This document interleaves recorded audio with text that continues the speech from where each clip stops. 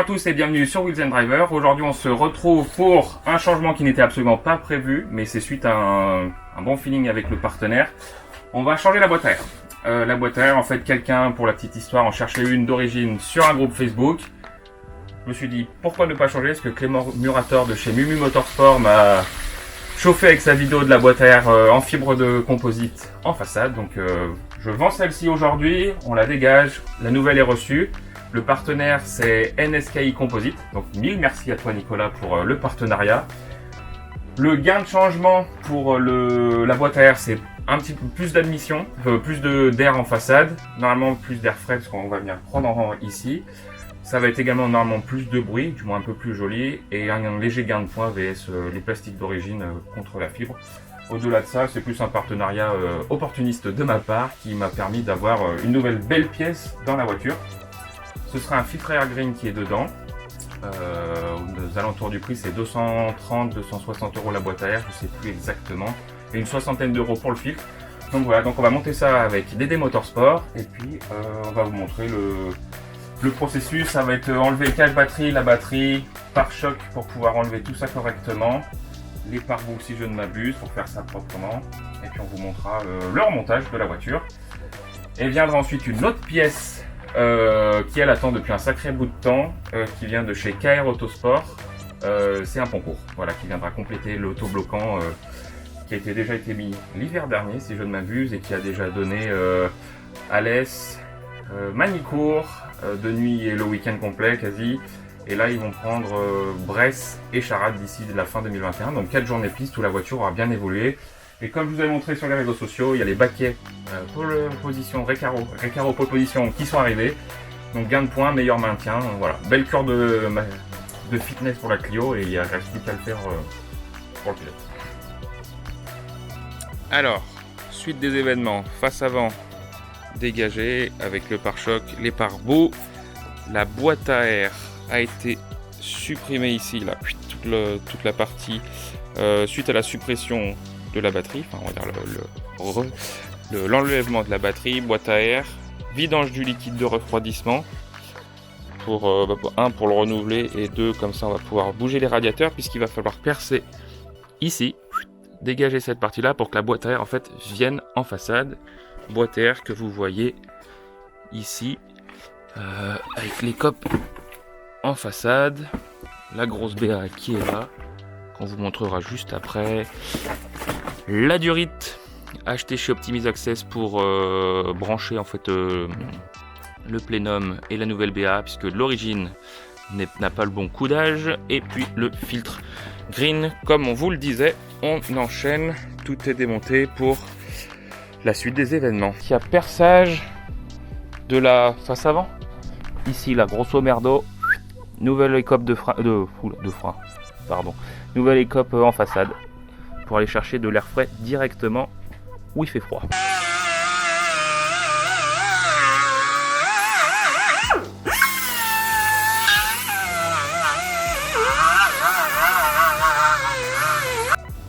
État des lieux, la face avant donc a été poncée, trouée on va dire par DD pour préparer l'arrivée de la façade de la boîte à air, ce que je vais vous montrer là. Donc on a cette prise d'air en façade ici avec le pare-choc qui va venir. Donc vous voyez qu'elle est intégrée au poil de fesse. Hop. Et de l'autre côté pareil. Et la caméra tourne et retourne. Voilà. Alors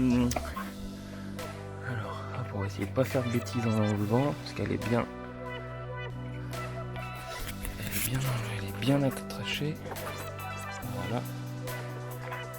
Comme ça vous pouvez voir la pièce en elle-même. Et donc voilà, ici en fait c'est exactement la même chose que là, c'est-à-dire on va dire des mini renforts en plastique qui ont été supprimés, perceuse plus Dremel adapté en mode disqueuse. Donc l'idée c'est de bien venir faire propre en bas pour qu'on ait une surface toute lisse.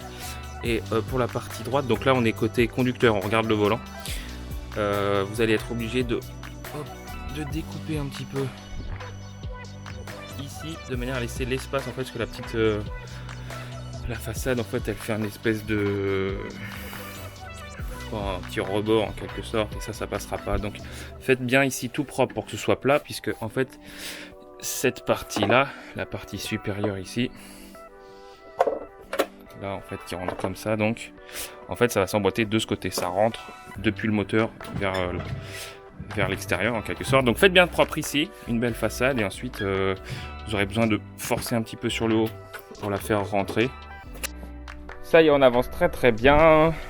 Tout est démonté, face avant, pare-choc, batterie, boîte à air, l'ancienne, qui se trouve là, la nouvelle, juste ici, de chez NSKI Composite. Merci beaucoup. Bon jeune Jean, j'ai dit de la merde. En fait, c'est la boîte à air qui pèse 3,8 kg. La boîte à air d'origine avec tout le tintouin, bac à batterie, etc. Les durites et avec le filtre. Tandis que celle de NKSI Composite, on voit ici la durite et la suite merde dans la façade là. Grosso merdo, c'est 2,3 kg avec le filtre. Bon, la durite, on va dire 100 grammes, ça fait 2,4 kg. Donc en gros, on gagne 3,8 kg entre l'origine et la nouvelle. Voilà, allez, on vous tient au courant pour la suite, qui est de... oui, mettre en place la nouvelle. Allez, non sans mal, c'est en place. Quand je dis sans mal, c'est surtout en fait dans l'idée de ne pas casser la matière, enfin, les nouvelles pièces évidemment. Donc, comme je disais, c'est rentré. En face, la boîte à air, donc qui est reliée par une durite, qu'on disait tout à l'heure, au plénum. La prise de façade. Et regardez, c'est tout bon. Hop là.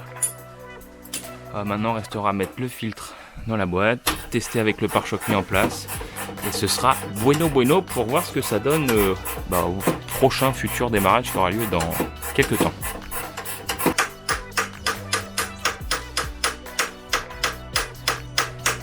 Voilà, donc là vous avez un mécanicien avec son outil préféré en action. Regardez ce sourire de sadique là. Voilà. Donc maintenant que la boîte à air est, on va dire, presque rentrée en place, l'idée c'est que j'avais la rotule avant gauche inférieure qui faisait la gueule. Ça couinait, c'était beaucoup moins précis dans la direction. Donc j'ai acheté un pack de... On a pris inférieur et supérieur chez DTEC Racing qui sont à Alès. Voilà, donc super service, fiable. Peu cher, du moins correct en termes de tarifs et bonne qualité.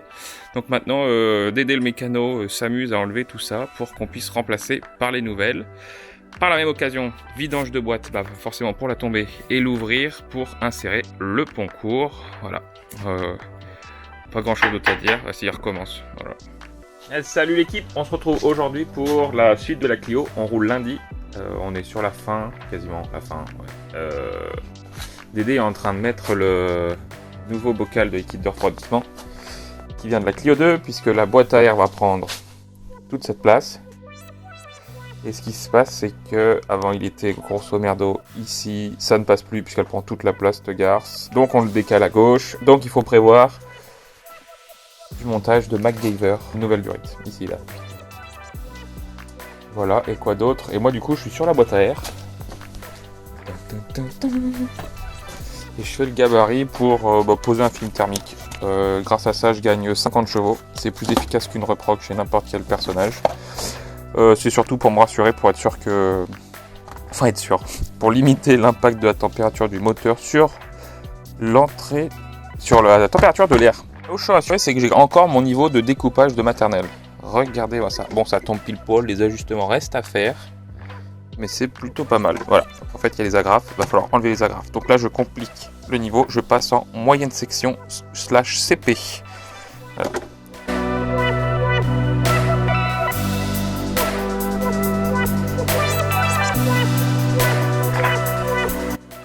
Le film thermique est posé. Donc la boîte à air sera en fait comme ça. Avec au fond le cache avec la durite et en face la face avant. Ce que je vais faire, c'est que pour protéger ici, je vais mettre en fait ça, c'est des joints de porte pour fenêtre qui ferment plus trop. Et en fait, vu que ça repose sur l'ancien repose batterie ou support moteur, ou de boîte, c'est le support de boîte, hein. voilà, sur le support de boîte, pour éviter de se fendre ou d'abîmer ou autre chose, je vais mettre ça. En fait, ça va faire plusieurs petits boudins comme ça. Je vais faire le point sur les modifications qui ne sont pas forcément énoncées, mais qui sont à faire dans le cas où vous changez votre boîte à air. Alors, dans un premier temps, de toute façon, il y a l'achat de la boîte à air, comme on a vu en début de vidéo.